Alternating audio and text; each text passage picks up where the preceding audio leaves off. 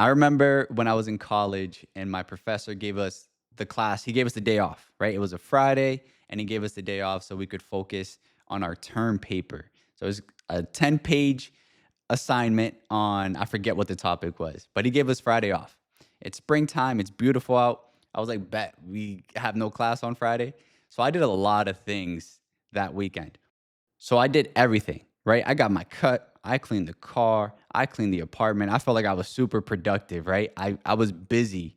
And then I had class on Monday and I asked my professor, I went to him. He was a cool guy. And I was like, hey, so I had a very busy weekend and I wasn't able to get my paper done. And then he asked me, he was like, well, why not? What were you doing? I said, Professor, there were so many different things I had to get done. And once I got all those things done, like I was just feeling, honestly, I was feeling kind of lazy because I was tired from everything I did. And the professor, he looked at me and he started shaking his head. He was like, I'm like, okay. And then he said this quote that I won't ever forget. Like, I can't forget it. And he said, most of us aren't lazy, we're just busy. And busyness can be a form of avoidance. I thought at the time, I didn't really see like the power behind it, but I'm gonna say it again. Most of us aren't lazy, we're just busy, and busyness can be a form of avoidance. So when my professor said that, I was like, Okay, like I kind of understand what you're saying, but can I get the extension? Like, can you give me another day so that I can submit my term paper?" And so the point of that story, though, is I did a lot of different things. I did my haircut, clean the car, all these different things, except for the most important thing. So I did a bunch of things that made me feel productive, but it wasn't really productive. It was just a lot of motion. And so I want to define busy, right? Because I think it's important in this conversation. But busyness is you're doing a lot of things, where productive or productivity is we're doing the right things. Busyness is doing a lot of things. Productivity is doing the right things. And that's something I've had to learn over time. And honestly, I'm still finding myself being busy, but not really productive. I don't know about you, but I've often asked people, right? If I see someone and I'm like, hey, so how you been? Like, what have you been up to? How are you? And they respond with the ultimate or like the common response, right? Which is, just busy, like super busy. Life is just super busy. And what I've come to learn though is that being super busy doesn't mean that we're being super productive, right? We could be doing a lot of things, but if we're not doing the right things, what's the point? And for me personally, how I feel when I'm busy is it makes me feel important. And maybe you can relate to this. Like it makes me feel like I'm getting a lot done, right? I clean the crib, I whatever, get a cut, I call people to check in on them, but I'm not doing the main thing that I'm supposed to be doing. And what I've learned from this, and I'm still learning it, is that real productivity can feel boring. Like being productive, truly productive, can feel boring. I'll give you an example, right? So if I'm cleaning the house, I'm making phone calls, right? Say I'm making sales calls or I'm hanging out with friends. All these things, right? I'm busy and they make me feel productive or they make me feel important because I'm doing all these different things. But I'm not doing the main thing. It's like what's the point? And personally how I've experienced this where productivity can feel boring, writing or creating an outline for this podcast, right? Just one episode can feel not I enjoy it, but it doesn't feel as exciting as if I'm making sales calls or doing all these different things. But creating the outline for one of these episodes is very important. And if I do that, that's a huge win. But if I just accomplish or complete that one task, which is create and finalize the outline for this episode, for this podcast, that's a huge win for me. Even if I just accomplish that one thing as opposed to doing a million other things. Now, this is another quote that I heard that I really resonate with, and it's those who accomplish their goals are those who are okay and even embrace boredom. So, those who accomplish their goals are those who are okay with and even embrace boredom. Why is that important? It's because there's so many distractions, right?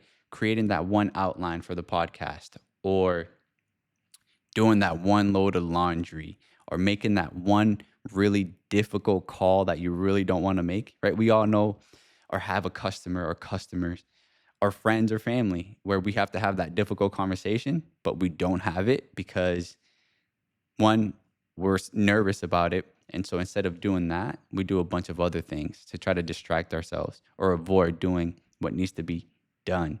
So real productivity can feel boring. Another thing that I've been learning, and I'm in the process, like I'm still catching myself with this, is eliminating before I optimize. So eliminate before you optimize. Now, what I mean by this is, you know, many of us want better systems. Like I have conversations with people, and even myself when I'm speaking of mentors of mine, but in conversations with people, they're always asking, like, how can I improve? Like, what are some systems I can implement in my life so that I can be more efficient or more productive? And truly, we don't necessarily need better systems at times. We just need fewer commitments. So we don't need better systems. We just need fewer commitments. Because again, it feels good filling up our schedule, right? Or our calendar. I'm guilty of this. And so I'm mindful of this myself. So we don't need better systems. We just need to learn how to say no, or not now, or not yet. Another thing is you don't need another planner. You need better priorities. So you don't need a better planner, or you don't need another planner. You need better priorities. So, right, we all want the Asana or Google Calendar, or we all want the best next thing to help us plan things, which is cool. But really, what we need is to prioritize our priorities. And I used to schedule so many things on my calendar, right? Like friends from church, hey, let's do XYZ, let's play volleyball. And in business, I'm like, all right, I'm going to make these many calls, I'm going to post this much content, or I'm going to stop by and help such and such person, whatever it is. Birthdays that I'm invited to, my wife and I'm putting it on the calendar, and I'm excited because the calendar's full. And then I found myself trying to find better systems, right? I'm literally Googling how to be more efficient with my time, when really the answer was, bro, just do less things and prioritize your priorities. But there's this quote that I really like, and you might catch on in this podcast that I love sharing quotes. I feel strongly, or I've grown a lot from many quotes from many different people. But I really love this quote from Dan Martell, where he says, chaos can feel so normal that calm can actually feel strange. Chaos can feel so normal that calm can actually feel strange. What do I mean by that? There's this adrenaline rush. I don't know about you. I can speak for myself. But there's this adrenaline rush that we get when we're doing so many things, right? You're running around, you're driving around, you're doing this, you're doing that, you're on the phone. And it makes you feel like you're productive. But it's weird that in the midst of that chaos, it kind of feels good because it feels like you're actually doing something. Whereas being calm or just having one task to accomplish can feel weird, right? The calmness can feel weird. Just having one task and accomplishing it, because then you're like, what now? And then this is a big one for me. Guys, this is a huge one. And it's stop measuring by effort and start measuring by completion. So stop measuring by effort and start measuring by completion. You can we can exert a lot of energy running around in circles, but yet we're still not getting to our destination. So stop measuring effort and start measuring completion. Focus on the one or two tasks, right? For me, at times, depending on the week, it's all right, create some content for the podcast. It's make some sales calls for the business. My wife and I, we run a juice bar. If I just accomplish one or two of those things in one day, that's a huge win. But at times, it feels like I wasn't productive because I only accomplished one or two things. So stop measuring by effort and start measuring by completion. I remember in our first year of marriage, my wife and I, it was crazy. Like we got back from our honeymoon, and for like the next 6 months, we're swamped. We drove to visit my father-in-law in, and he lives like 4 hours away. We scheduled time with friends because we love our friends. More time with family. And 6 months in, we're literally on the couch and we're drained. And we look at each other and we're like, yeah, something's got to change. Something has to change. And but weirdly though, it felt kind of good being so busy because it felt like we were getting stuff done and stuff completed. So we had to learn that we need to eliminate before we optimize. So we couldn't optimize our time or our schedule until we eliminated certain things from our schedule. So to conclude, I want to share another quote with you, which I really love. I'm not sure who wrote it, but whoever it was, shout out to you. It's titled, Here is a list of things that are not doing the thing. So here is a list of things that are not doing the thing. Preparing to do the thing isn't doing the thing. Scheduling time to do the thing isn't doing the thing. Making a to-do list for the thing isn't doing the thing. Telling people you're going to do the thing isn't doing the thing. Messaging friends who may or may not be doing the thing isn't doing the thing. Writing a fire tweet about how you're going to do the thing isn't doing the thing. Hating on yourself for not doing the thing isn't doing the thing. Hating on other people who have done the thing isn't doing the thing. Hating on the obstacles in the way isn't doing the thing.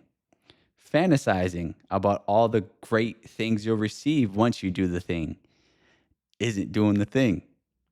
Reading about how to do the thing isn't doing the thing.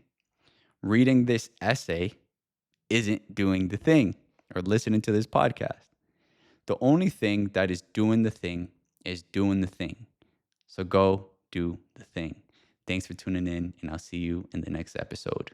Peace.